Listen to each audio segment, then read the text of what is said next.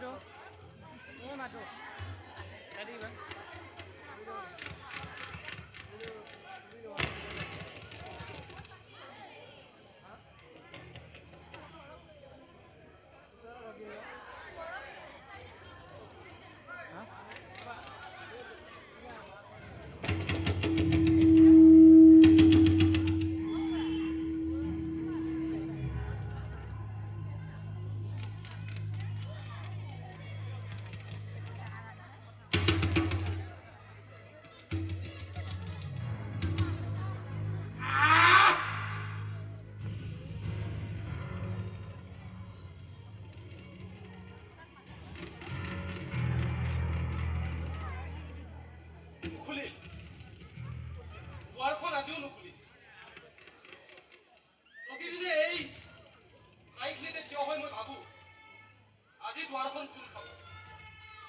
বাহিৰৰ পৰা কোনোবা এজন আহিব আৰু দুৱাৰখন খুলি পেলাব কিন্তু নাই দিনে দিনে বাহিৰৰ তলাটো বেছি টান হৈ পৰিছে মামৰে তাক এডাল অজগৰৰ দৰে ঠেলি পেলাইছে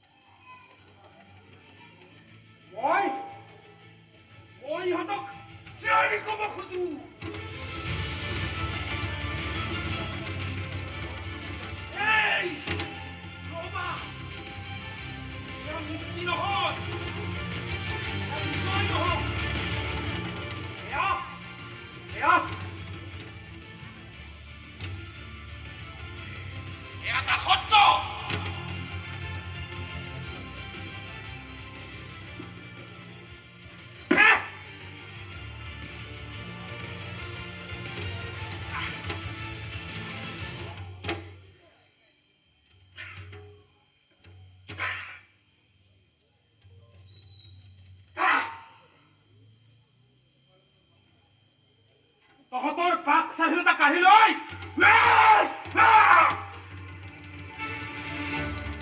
তহঁতক প্ৰলাপ উৰাবলগীয়া হৈছে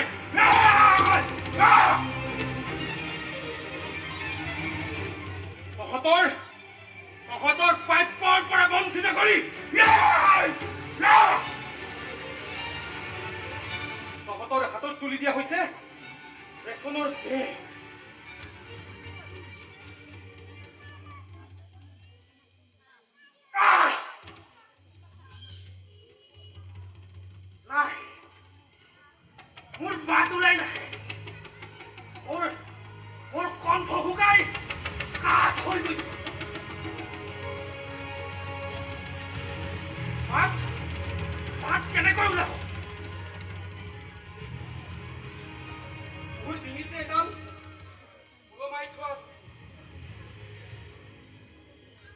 কি বুলি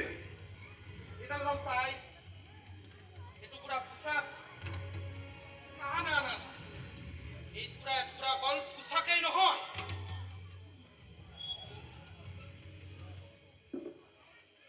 এয়া মোৰ ডিঙিত এডাল সাপ সাপ সাপ সাপ সাপ ৰক ৰককৈ জিভা মেলি মোক বস কৰি থৈ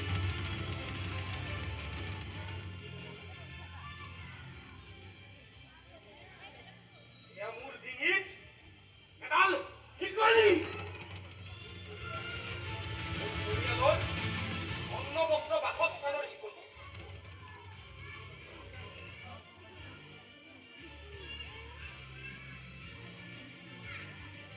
প্ৰতি মাহৰ শেষত অহা দৰমহাটো স্কুল কলেজৰ ফিজ বাৰ্ধক্যত জমা কৰা মাৰ ঔষধৰ বিল প্ৰতি মাহৰ প্ৰথম সপ্তাহৰ EMI চৰকাৰী লেখা নীতি নিয়ম কাগজ পাতি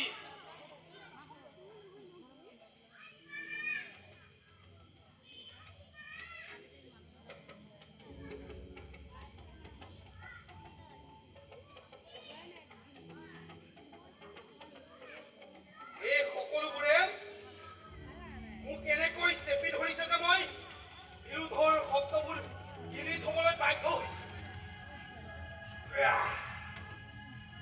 এটা ইনো 5 ছেকেণ্ডত কাম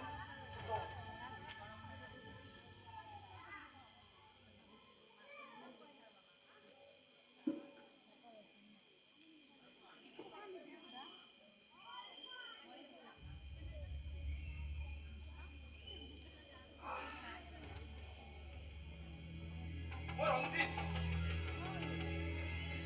ৰঞ্জিত দাস কাহিনী দুপাঘিৰ কোনো প্ৰয়োজন নাই আপুনি হয়তো ভাবিছে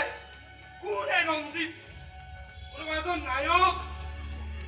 নাই নাই নাই নাই মই কোনো নায়ক নহয় মই নেতা নহয় মই অভিনেতা নহয় মই এজন সাধাৰণ মানুহ আপোনাৰ দৰে তেওঁৰ দৰে মই এজন সাধাৰণ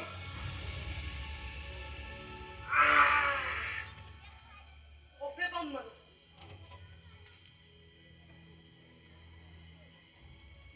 সচেতন মানুহ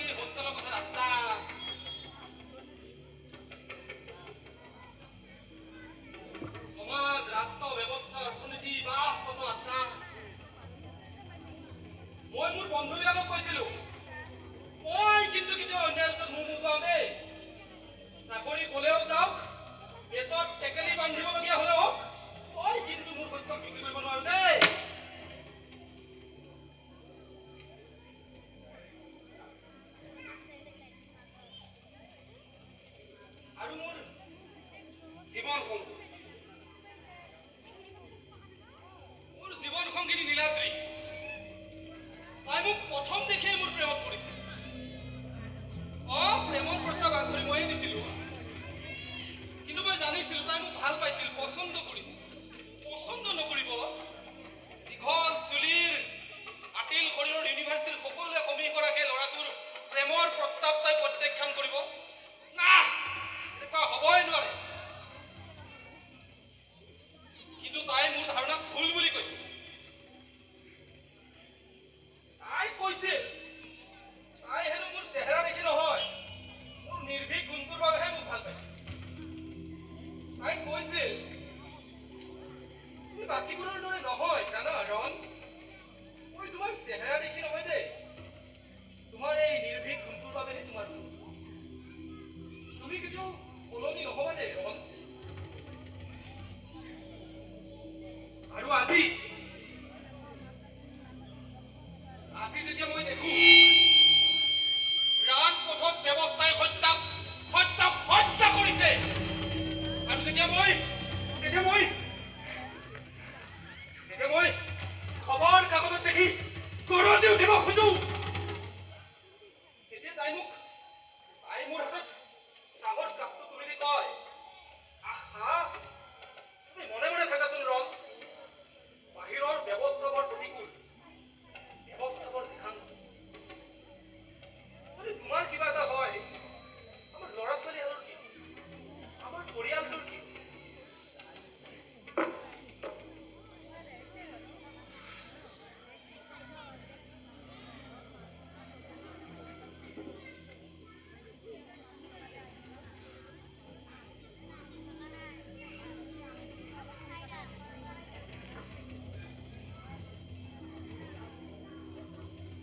মোৰ পাৰিবাৰিক দায়িত্বই মোৰ ভিতৰৰ বিপ্লৱী সত্তাটোক হত্যা কৰিছে মই জীয়াই আছো ঠিকেই কিন্তু মোৰ ভিতৰৰ ৰঞ্জিত কেলি পচি মৰিছে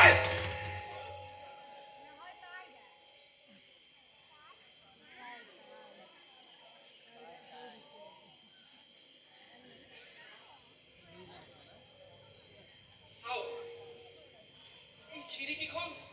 ইমান চাপ ইচ্ছা কৰিলে মই এই খিৰিকীৰে জঁপিয়াই পাৰ হৈ যাব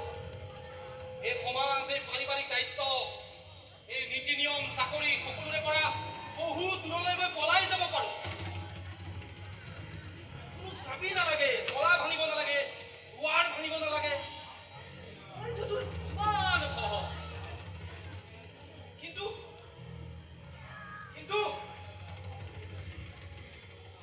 মই পলাই যাম পলাই যোৱা মানেতো নৈতিকতাক পিঠি দিয়া পলাই যোৱা মানেতো সত্যৰ পৰা আঁতৰি পলাই যোৱা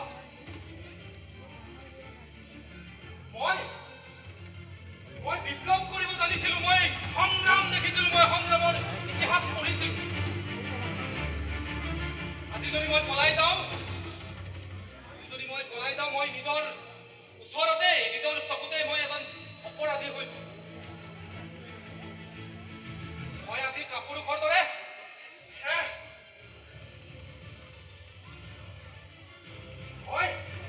মই কাপোৰ ঘৰ দৰে পলাই যাব নোৱাৰো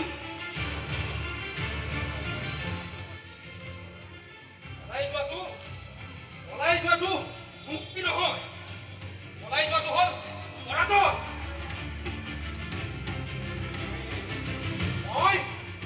মই আবদ্ধ থাকিম মোৰ বিচাৰধাৰাৰ সৈতে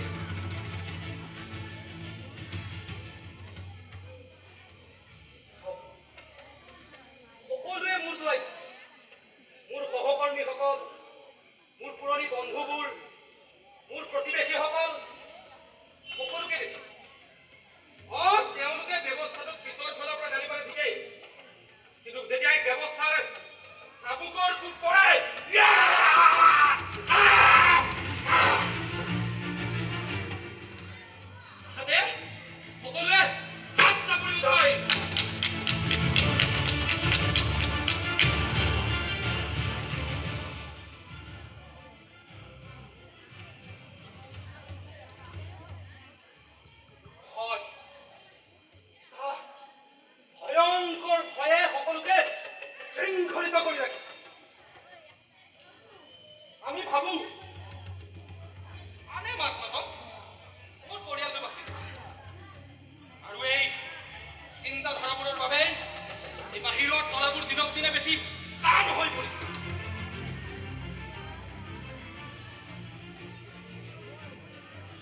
কিন্তু মই আশা এৰি দিয়া নাই। মই ইতিহাসৰ পাঠ পঢ়িছো, মই জানো, মই বিশ্বাস কৰোঁ কোনো একনায়কত্ববাদী ব্যৱস্থা, কোনো অত্যাচাৰী শাসন চিৰস্থায়ী হ'ব নোৱাৰে। এটা বন্ধক পলাই এটা জাতিক চিৰকাল বন্দী কৰি ৰাখিব নোৱাৰে।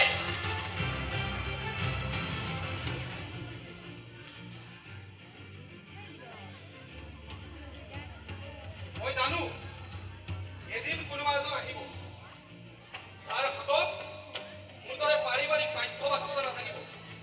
তাৰ চকুত ভয়ৰ সলনি থাকিব খুব। তেওঁ আহিব আৰু এই বাহিৰৰ দুৱাৰখন আগুৱাই ঘূৰি পেলাব। সেইদিনা মোৰ ফ্ৰেণ্ড যাম, সেইদিনা মই মোৰ মুকলি কণ্ঠ পুনৰ ঘূৰাই পাম।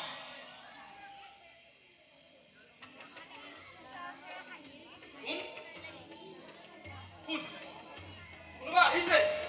কোনোবা আহিছে। এয়া কি মোৰ মুক্তিৰ বাৰ্তা? এই পৰিচিত ব্যৱস্থাৰ কোনো নতুন গ্ৰেপ্তাৰী কৰোৱা না। কোনোবা আহিছে, কোনোবা আহিছে, কোনোবা আহিছে, কোনোবা আহিছে।